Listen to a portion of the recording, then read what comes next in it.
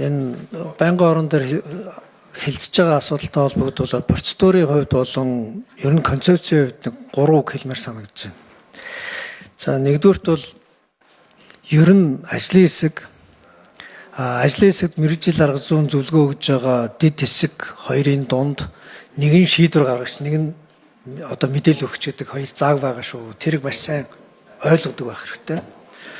Ер нь тэр дундаа хуулийн байгууллагуудтай холбоотой, тэдний үйл ажиллагаатай холбоотой зарчмын өөрчлөлтүүдийг хийхэд яг хэрэгжүүлэгч байгаа байгууллагаас мэдээллийг авч сонсож болох боловч тэднэр шийдвэр гаргаж ерөөсө болохгүй. Зоригтой томоохон өөрчлөлт тэр дундаа иргэний эрх хэрэгчлөөтэй холбоотой дэвшилттэй үзэл санаан дээр манай хуулийн байгууллагууд маш хойрог ханддаг. Өөрсдийнхөө ажлыг яаж хөнгөвчлөх үү гэдэг тэр тал дээр эсвэл эрх мэдлийг яаж өөр дээрээ төвлөрүүлэх үү гэдэг тал дээр л анхаарал байгаас биш, энэ хуулийн байгууллагуудаас үйлчилгээ авж байгаа тэдний үйл ажиллагаанд өртөж байгаа иргэний эрх хэрэгчлөөний баталгаа яаж хангах юм, дэлхийн нийт дэвшилтэд ямар одоо өөрчлөлт рүү явчих вэ гэдэг тал руугаа ер нь жоохон хойрог, зоримог биш байдаг. Тийм учраас ажлын хэсэг дээр энэ сонирхлын зөрчлийг нь тооцож шийдэл гаргаж явах хэрэгтэй гэдэг зарчим руу бас зоригтой явах хэрэгтэй. За хоёрт нь улсын их хурлын чуулган дээр одоо чиглэл өгөөд боловсролтын сайжруулах зорилготой эцсийн чиглэл өгсөн энэ асуудлууд дээр нэг санал хураалтын хөлбраар орж ирэхгүй ингээ зүгээр хасчдаг энэ процесс бол их бүдүүлэг процесс шүү. Яг гэвэл шийдвэр гаргаж бол улсын хурл. Олонх цөнхөрөө зөв буруу шийднэ. Энэ хуулийг дэмжихгүй юу, энэ бодлого зөв буруу юу гэж. Тэгснээс ажлын хэсэг юм уу ингээд санал хураалтгүй алга болгож ерөөсө болохгүй.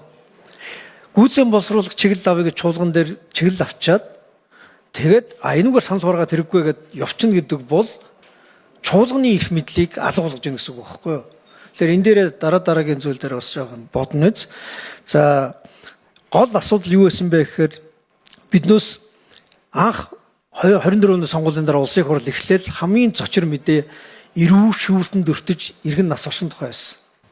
Эрүү шүүлтэнд өртөөд түүндээ гомдол гаргасныхаа төлөө цагдаа хоригдоод тэгээд гомдол гарсан байгууллага нь одоо өш онцонгийн сэдэлтэй юм шиг одоо хуулийг ашигласнасаа болоод хууль зүйн тусалцаагаа авч чадахгүйгээр залуухан хүн нас орж исэн байхгүй юу? Улсын хурл бөө юм болсон. Гишүүд зарим нь попорсон, зарим нь асуудлаа шийдэх юмсан гэж санаа зовсон. Хүний эрхийн үндэсний комиссийн За Дэмэнчиг шүү 1 минут. Хүний эрхийн үндэсний комиссийн удаа дараагийн илтгэлд олон улсын байгууллагаас өгсөн зөвлөмжүүд, манай Монгол улс нүүбийн өмнө авсан амлалт энэ бүх юм дээр энэ эрүү шүүлттэй холбоотой асуудлаа шийдэч. Танад эрүү шүүлт чинь хуулийн байгууллагууд чинь соёл болоод байна. Эрүү шүүлттэй холбоотой нотлох баримтаар дэвшиглэж шүүгчийн шийдвэр гаргаад байна.